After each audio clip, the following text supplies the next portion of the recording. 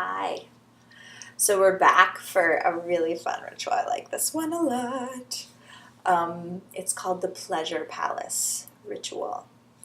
So you're going to make sure that everyone has one piece of paper and like colorful things to write with. This is important. Make sure you have like colorful markers or uh, crayons or paints or colorful pens. Just make sure it's like something that leans into the pleasure aspect of this ritual. So everyone's going to have a big piece of paper, one piece of paper.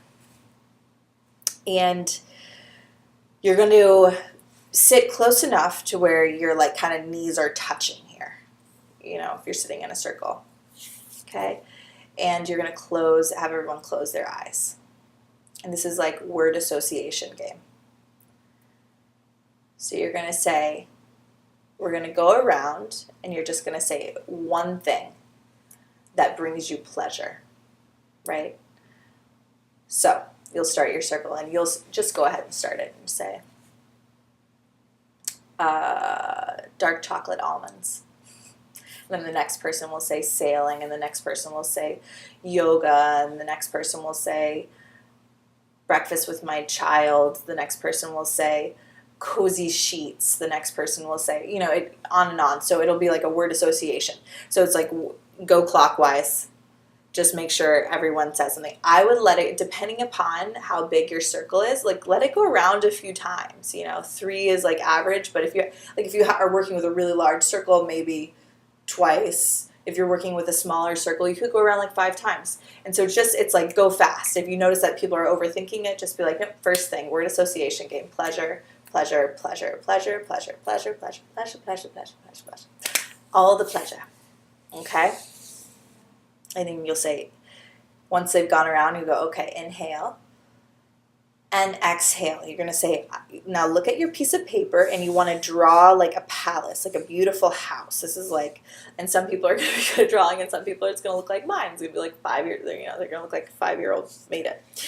But they're going to make their palace, and this is going to be their pleasure palace. And inside of their pleasure palace, and even on the outside, all over the paper, they're going to write words and activities and people and music and just anything that brings them pleasure. It's like just getting them even thinking about pleasure. So just say you're filling this. You can draw little pictures of things that bring you pleasure. You can write words, but let this go for a while. And if you have like some fun music that you want to play while they're doing it, like something pleasure oriented, go for it. If not, no worries. So they're making this is fun. Let it go for a while.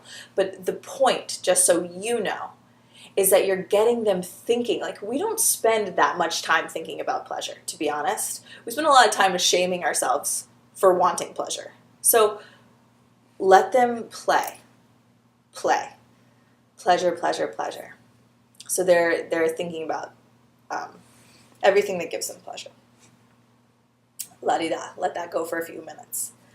When you feel like, okay, they have their pleasure palace, then you are going to, one by one, go through, and if you have some talkers in the group, like we all have had like serious talkers, you might want to give them like, pick out the 2 ones that are like, oh my God, you love this thing. So you're going to say to the group, this brings me pleasure, and, point out, or you could go through the whole page depending upon if your people are not as talky, right? So let them just give an explanation. So you can make the rules for that depending upon how much time you have and what your group tends to be like. Okay? So you go around clockwise and it's just kind of like, what I love to do? I love to take a sea salt bubble bath and drink a glass of red wine. And I love to, it could be whatever it is, but they're saying exactly what pleases them. Okay? So you're going to go around the whole circle once everybody's gone. You're going to say, okay, now everyone look at your drawing. Look at your pleasure palace. Can you commit to incorporating 3 of these things into the next month? It can be small. Like, don't make them all huge things. Like, I love taking enormous traveling trips. I mean, don't make it, but I enjoy having a cup of tea in the morning. whatever it is, right? So say, to ask them to circle the 3 things that they are committed to creating for themselves this month, the pleasure that they're committed to creating.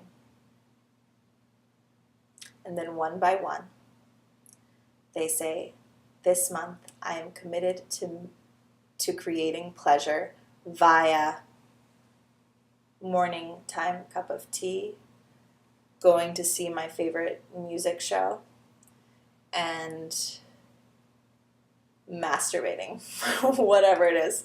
Those are just mine, just saying. So, right, masturbating regularly, going to see a favorite show, having a morning cup of tea, right? So those are the 3 things I'm committed to creating for myself pleasure-wise. So everyone will go around the circle and say, this month I'm committed to creating pleasure via blah, blah, and blah.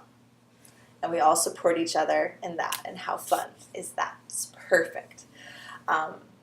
So once everyone's gone, you will sit tall, and there'll be a lot of good, yummy energy because everybody will be thinking about what pleases them. Yum. And you're just going to say, take a big breath. And we are committed to pleasure this month, ladies and gents, if you have gents. So inhale and exhale. And then you'll be ready to move into your wild heart meditation. Yay! So that's all for your rituals this month and such. I hope you have really, really pleasurable circle. Taurus energy is so lovey. I'm just saying. There's a lot of gratitude, a lot of heart, a lot of Venus to Taurus energy. So I really wish you the loveliest of lovey months. And you know I'm always here if you need advice or you have questions. Chris at thewildwomanproject.com. That's all. Love you so much. Bye-bye.